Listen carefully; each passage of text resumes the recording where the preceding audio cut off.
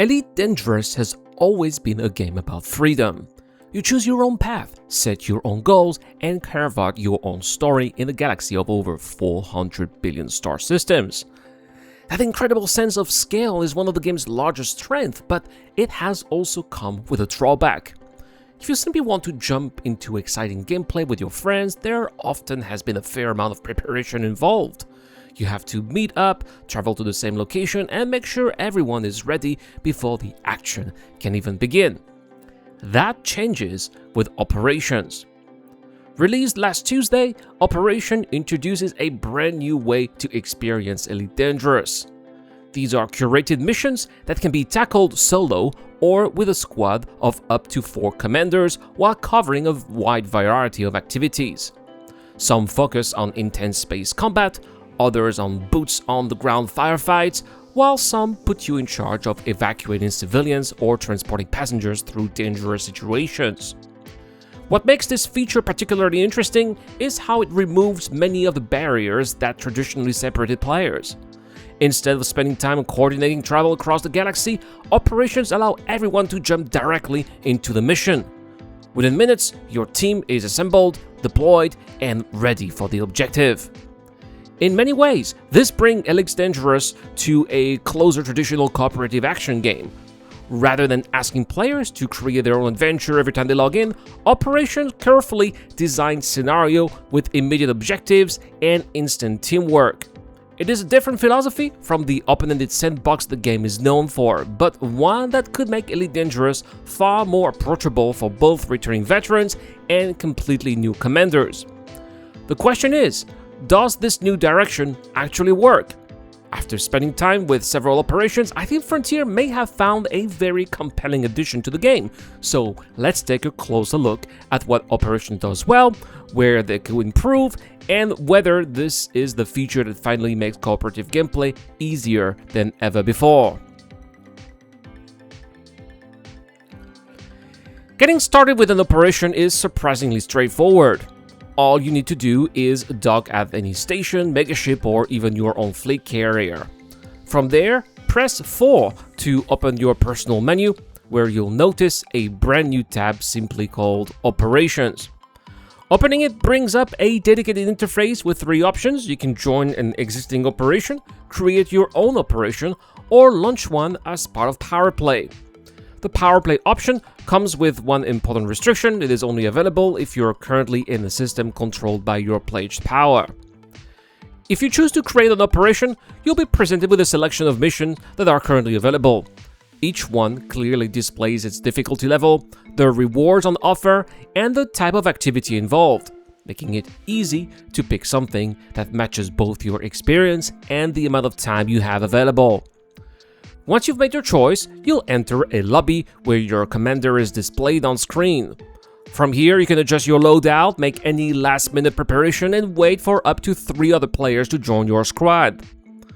The whole experience feels remarkably familiar, almost like the matchmaking lobbies found in more traditional cooperative action games.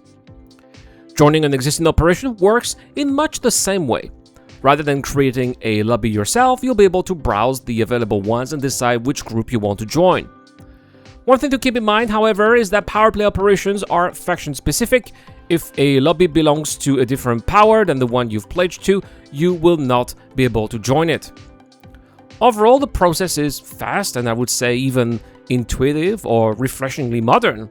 Within just a few clicks, you're no longer planning your journey across the galaxy, you and your squad are already preparing for the mission ahead.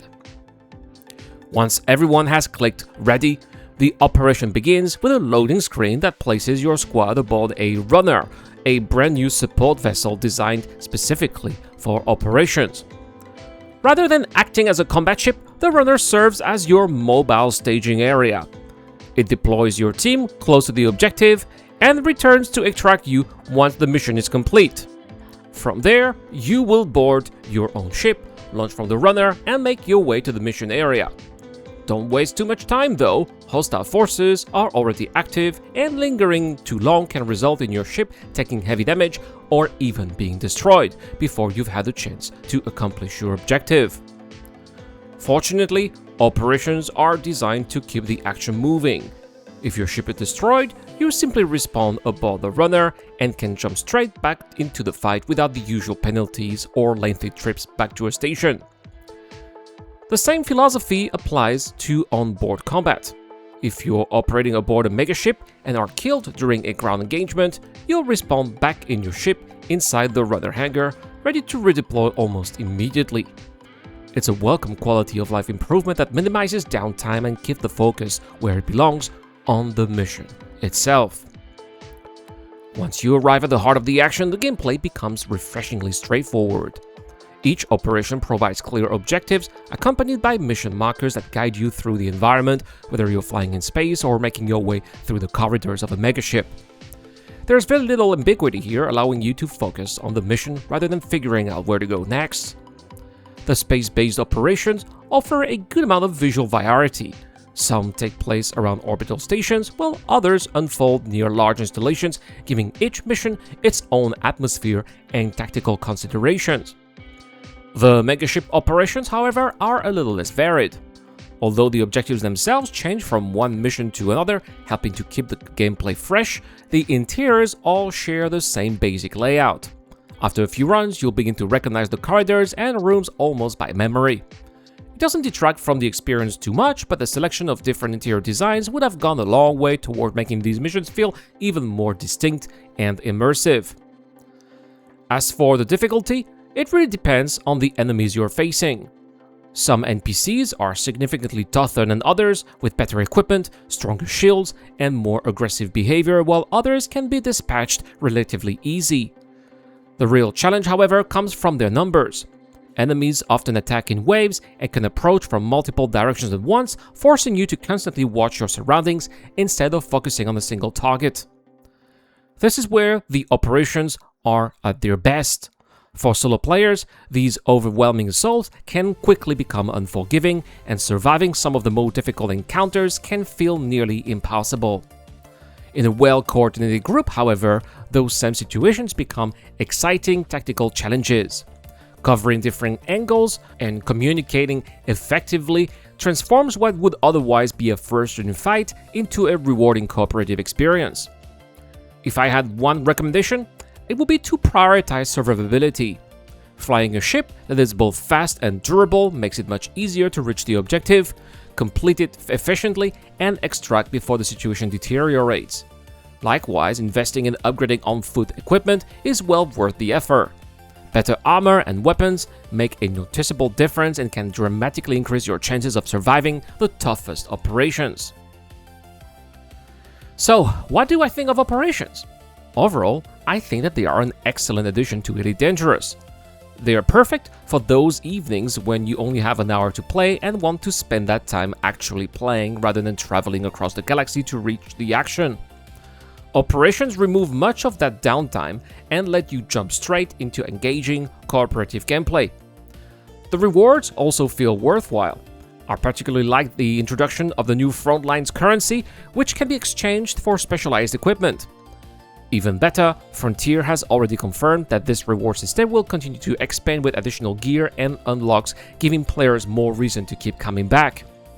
The operations themselves are also only the beginning.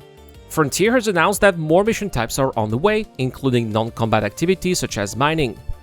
That gives me confidence that this system has plenty of room to grow and could eventually become one of the game's defining features.